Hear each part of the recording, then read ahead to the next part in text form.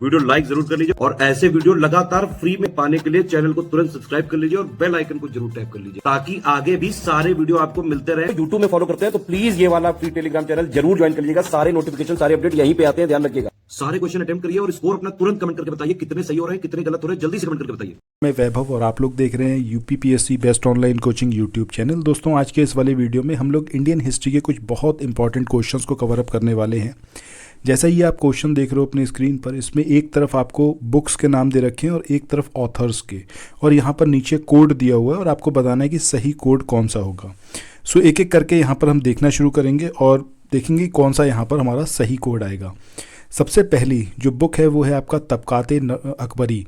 अच्छा, यहाँ पर खुद से भी क्वेश्चन लगाने की कोशिश करिएगा, अपने दिमाग पर थोड़ा जोर डालिएगा, स्क्रीन को पॉज करिएगा और सोचिएगा कि ये तबकात ए अकबरी ये जो बुक है इसके ऑथर कौन है। तो अगर आपने ये सोचा है कि निज़ामुद्दीन, तब आप एकदम सही हैं, ठीक है। इसके बाद तबकात नासिरी की बात करें, सो ये जो बुक लिखी गई है ये मिनहाज बिन सिराजुद्दीन के द्वारा लिखी गई है। अगर आपने यही सोचा था तो एकदम सही है। तारीख़ फ़िरोज़शाही की बात करें तो ये ज़ियाउद्दीन बर्नी के द्वारा लिखी गई बुक है। वहीं तारीख़ यामनी की बात करें तो ये उल उतबी इनके द्वारा लिखी गई है। सो हमारा जो कोड होगा वो क्या होगा 3241। दैट मीन्स ऑप्शन ए जो है वो यहाँ पर सही होगा।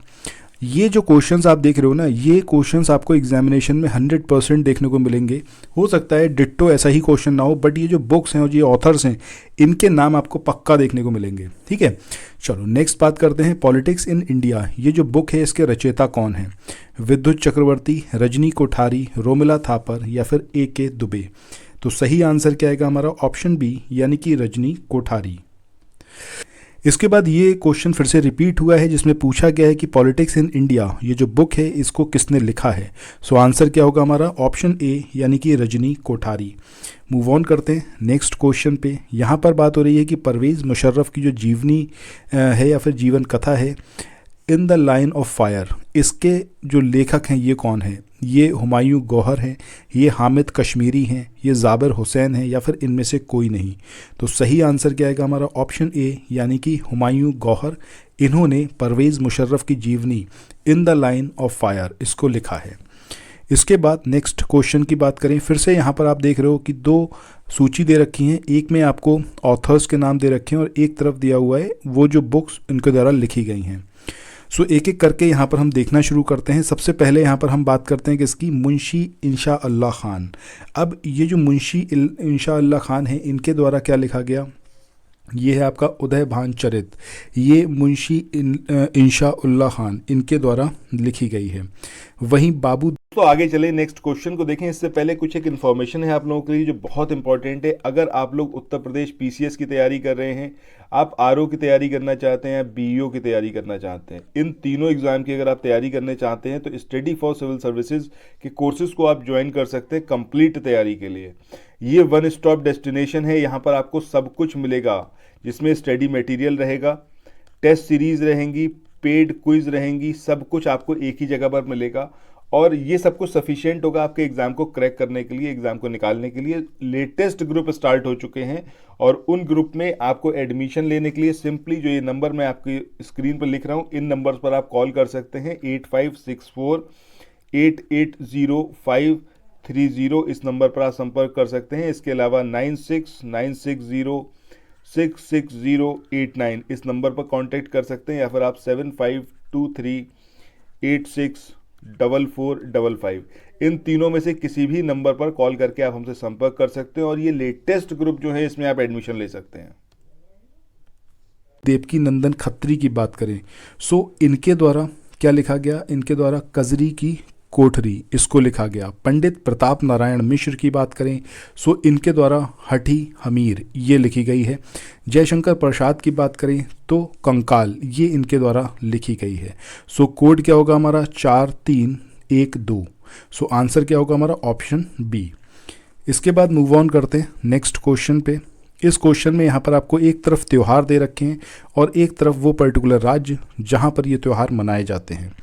सो सबसे पहले यहाँ पर बात करें बिहू की। मुझे नहीं लगता कि आप में से कोई भी ऐसा है जिसको ना पता हो कि ये असम में मनाया जाने वाला त्यौहार है।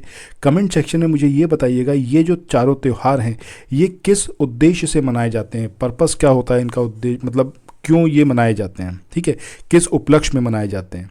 ओणम की बात करें केरला का ये त्यौहार है, पोंगल की बात करें तमिलनाडु का है, वहीं बैसाखी की बात करें तो पंजाब का है। सो यहाँ पर कोड क्या होगा हमारा 1 2 3 4। इसके बाद नेक्स्ट क्वेश्चन की बात करते हैं।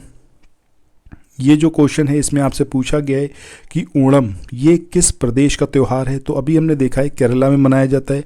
पोंगल की बात करें तो वो तमिलनाडु में मनाया जाता है। इसके बाद आगे बढ़ें, यहाँ पर बात हो रही है कि दक्षिण भारत का त्यौहार ओणम ये संबद्ध है किससे, राम की रावण पर विजय से, या फिर ये संबद्ध है दुर्गा द्वारा महिषासुर के वध से, या फिर शिव शक्ति से, या फिर महाबली से। तो सही आंसर क्या आएगा हमारा ऑप्शन डी यानी कि महाबली। ठीक है, महाबली से रिलेटेड है ये जो त्यौहार है ओणम। आगे बढ़ते हैं नेक्स्ट क्वेश्चन पे। इसमें पूछा गया है अतापू ये निम्नलिखित त्योहारों में से किससे संबंधित है, ढोल यात्रा से, ओणम से, पोंगल से, या फिर विश्वकर्मा पूजा से। तो सही आंसर क्या आएगा यहाँ पर ऑप्शन बी यानी कि ओणम से रिलेटेड है अतापू। आगे बढ़ते हैं अगले क्वेश्चन की ओर। यहाँ पर पूछा गया है तमाशा संगीत नाटक का प्रसिद्ध लोक स्वरूप है और यह संबंधित है उत्तर प्रदेश से, पंजाब से, महाराष्ट्र से, या फिर बिहार से। तो सही आंसर क्या आएगा यहाँ पर हमारा ऑप्शन सी यानी कि महाराष्ट्र से रिलेटेड है ये तमाशा जो कि एक संगीत नाटक है। नेक्स्ट क्वेश्चन की बात करें, उस देवस्थान का नाम आपको बताना है जिसमें मुख्य देवता 3 से भिन्न हैं। ठीक है, अब ये अमरनाथ, जगन्नाथ, केदारनाथ या फिर विश्वनाथ। तो सही आंसर क्या आएगा ऑप्शन बी यानी कि जगन्नाथ। सो ये जो देवस्थान है जगन्नाथ, यहाँ पर जिस ईश्वर की पूजा होती है वो बाकी इन तीनों जगह नहीं होती है। इन तीनों जगह दूसरे देवताओं की पूजा होती है। कमेंट सेक्शन में आप लोग बताइएगा कि जगन्नाथ ये जो देवस्थान है यहाँ पर किसकी पूजा अर्चना की जाती है। इसके बाद अगला जो क्वेश्चन है इसमें पूछा गया है लोसांग ये जो एक उत्सव है ये मनाया जाता है तिब्बत में, अरुणाचल प्रदेश में, सिक्किम में, या फिर केरला में। तो सही आंसर क्या आएगा हमारा ऑप्शन सी यानी कि सिक्किम में मनाया जाता है लोसांग उत्सव। आगे बढ़ते हैं अगले क्वेश्चन की ओर।